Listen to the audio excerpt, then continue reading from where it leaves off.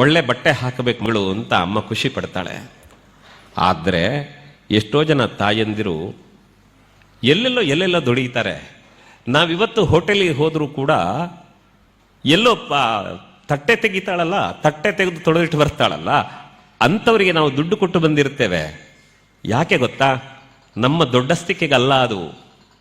ಆ ತಾಯಿ ಆ ಹೋಟ್ಲಲ್ಲಿ ಬಂದು ಕೆಲಸ ಮಾಡ್ತಾ ಸಾವಿರಾರು ಜನ ತಿಂದು ಹೋದ ತಟ್ಟೆ ತೊಳಿತಾಳಲ್ಲ, ಯಾಕೆ ಗೊತ್ತಾ? ಅವಳಿಗೋಸ್ಕರ ಅಲ್ಲ, ಮನೆಯಲ್ಲಿ ಮಕ್ಕಳು ಕಾಯ್ತಾರೆ ಅನ್ನೋ ಕಾರಣಕ್ಕೆ, ಜೀವನಕ್ಕೊಂದು ದಾರಿ ಬೇಕು ಅನ್ನೋ ಕಾರಣಕ್ಕೆ. ತನಗಿಲ್ದಿದ್ರೇನು ತನ್ನ ಹರದ ಬಟ್ಟೆಯನ್ನು ಮುಚ್ಚಿಕೊಂಡು ತನ್ನ ಮಗಳಿಗೆ ಒಳ್ಳೆ ಬಟ್ಟೆ ಕೊಡಬೇಕು ಅಂತ ವರ್ಷಕ್ಕೆ 1 ಗ್ರಾಮ್ 2 ಗ್ರಾಮ್ ಚಿನ್ನ ತೆಗೆದೋಡರಿದ್ದಾರೆ. ಯಾಕೆ? ನನ್ನ ಮಗಳಿಗೆ ವರ್ಷ 18-20 ಆಗುವಾಗ ಮದುವೆಗೊಂದೇನಾದರೂ ಆದೀತಲ್ಲ ಅಂತ. ಎಲ್ಲಾದರೂ ನಡುವೆ ನಾವು ದಾರಿ ತಪ್ಪಿದೇವಾದರೆ ಆ ಅಮ್ಮ ನಾವು ಪುಟ್ಟ ಮಗುವಾಗಿದ್ದಲ್ಲಿಂದ ಹಿಡಿದು ಇಲ್ಲಿವರೆಗೆ ನಮ್ಮ ಕಾಳಜಿ ನೆನಪು ಮಾಡ್ಕೊಂಡು ಬಂದಲ್ಲ, ಏನು ಕೊಟ್ಟೆವು ನಾವು ಅವಳಿಗೆ? ನೀವು ಕೇಳಿ, ಹೆಣ್ಣುಮಕ್ಕಳು ನಿಮ್ಮ ಮನೇಲಿ ನಿಮ್ಮ ಅಮ್ಮನನ್ನು ಕೇಳಿ, ಅಮ್ಮ ನೀನು ತುಂಬ ಚಿನ್ನ ಉಂಟಲ್ಲ ನನಗೆ ಅಂತ ಕೇಳಿದರೆ ಅಮ್ಮ ಏನು ಹೇಳ್ತಾರೆ ಗೊತ್ತಾ?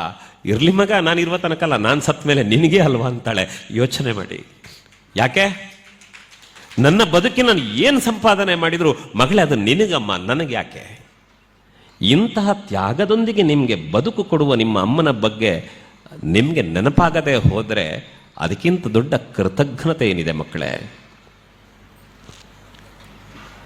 ನೆನಪಿಟ್ಟುಕೊಳ್ಳಿ, ನಾಳೆ ಹೆಣ್ಣು ಮಕ್ಕಳು ನೀವು ಪ್ರಬುದ್ಧರಾಗ್ತೀರಿ, ನಿಮ್ಗೊಂದು ಮದುವೆ ಮಾಡಬೇಕು. ನಾನು ಮೊನ್ನೆ ಕೇಳಿದ್ದೆ, ಏನು ಮಾಡ್ತಾ ಇದ್ದೀರಿ ಅಂದರೆ ಅಮ್ಮ ಹೇಳ್ತಾರೆ, ನಾನು ಸೀರೆ ಮಾಡುತ್ತಾ ಇದ್ದೆ. ಏನು ಸೀರೆ ಮಾಡ್ತಾ ಇದ್ದೀರಿ? ಇಲ್ಲ, ನನ್ನ ಮಗಳಿಗೆ ಮದುವೆ ದಿವಸ ಹತ್ರ ಬಂತಲ್ಲ, ಅವಳಿಗೆ ಕೊಡಬೇಕಾದ ಸೀರೆ ಎಲ್ಲ ಪ್ಯಾಕ್ ಮಾಡಬೇಕಲ್ಲ, ಅದಕ್ಕೋಸ್ಕರ ಮಡಿತಾ ಇದ್ದೇನೆ ಅಂತ. ಒಂದು ಕಡೆಯಲ್ಲಿ ಮಗಳು ಹೊರಟು ಹೋಗ್ತಾಳೆ ಅನ್ನೋ ನೋವು, ಆದರೆ ಹೋದಲ್ಲ ಅವಳು ಚೆನ್ನಾಗಿರಬೇಕು ಅಂತ ತಾಯಿ ಸಿದ್ಧಳಾಗುತ್ತಾಳಲ್ಲ. ಈ ಪ್ರೀತಿಯನ್ನು ನೀವು ಅಂಗಡಿಯಲ್ಲಿ ದುಡ್ಡು ಕೊಟ್ಟು ತಗೊಳ್ಳಿಕ್ಕಾಗೋದಿಲ್ಲ. ನಿನ್ನನ್ನು ಜೀವನ ಪೂರ್ತಿ ಮಹಾರಾಣಿಯ ಹಾಗೆ ನೋಡ್ಕೊಳ್ತೇನೆ ಅಂತ ಹೇಳ್ತಾ ನಿಮ್ಮನ್ನು ಮಂಗ ಮಾಡುವ ಯಾವ ವ್ಯಕ್ತಿಗಳು ಜೀವನ ಪೂರ್ತಿ ನಿಮ್ಮನ್ನು ಸಾಕೋದಿಲ್ಲ. ನೆನಪಿರ್ಲಿ. ಹಾಗಾಗಿ ಅಮ್ಮನ ತ್ಯಾಗದ ಬಗೆಗೆ ನಿಮಗೆ ಯಾವತ್ತೂ ವಿಸ್ಮೃತಿ ಬರಬಾರ್ದು. ಇನ್ನೊಂದು, ನಾವಿವತ್ತೇನಾದರೂ ನಾಳೆ ಹೊರಗೆ ನಡೆದು ನಾನು ಅಮೃತ ಭಾರತಿಯಲ್ಲಿ ಓದಿ ನಾನಲ್ಲಿ ಕೆಳಗೆ ಬರಬೇಕಿದ್ರೆ ಒಂದು ಮಾತು ಕೇಳ್ತಾ ಇತ್ತು. ನಮ್ಮ ಅಮೃತ ಭಾರತೀಯ ಸ್ಟೂಡೆಂಟ್ ಅನ್ನೋ ಕಾರಣಕ್ಕೆ ಏನೋ ಗೌರವ ಸಿಕ್ತು ಅಂತ ಏನೋ ಒಂದು ಬಗ್ಗೆ ಇಲ್ಲಿ ಮಾತನಾಡ್ತಾ ಇದ್ರು, ಕೇಳ್ತಾ ಇದ್ದೆ. ನಾಳೆ ನೀವು ಅಮೃತ ಭಾರತೀಯ ವಿದ್ಯಾರ್ಥಿಗಳು ಅನ್ನೋ ಕಾರಣಕ್ಕೆ ನಿಮಗೆ ಗೌರವ ಸಿಗುವುದಾದರೆ ಅದೇ ಹರದ ಬನಿಯನ್ನು ಹಾಕ್ಕೊಂಡು ಯಾರ್ಯಾರ ಮನೆ ಅಂಗಳದಲ್ಲಿ ಬೆವರು ಸುರಿಸಿ ದುಡಿದು 10 ರೂಪಾಯಿಯನ್ನು ಹುದುಗಿಸಿಟ್ಟು ನಿಮಗೆ ಬಟ್ಟೆ ತಂದು ಕೊಟ್ಟ ಅಪ್ಪ ಕಾರಣ ಅನ್ನೋದು ನಿಮಗೆ ನೆನಪಿರಬೇಕು.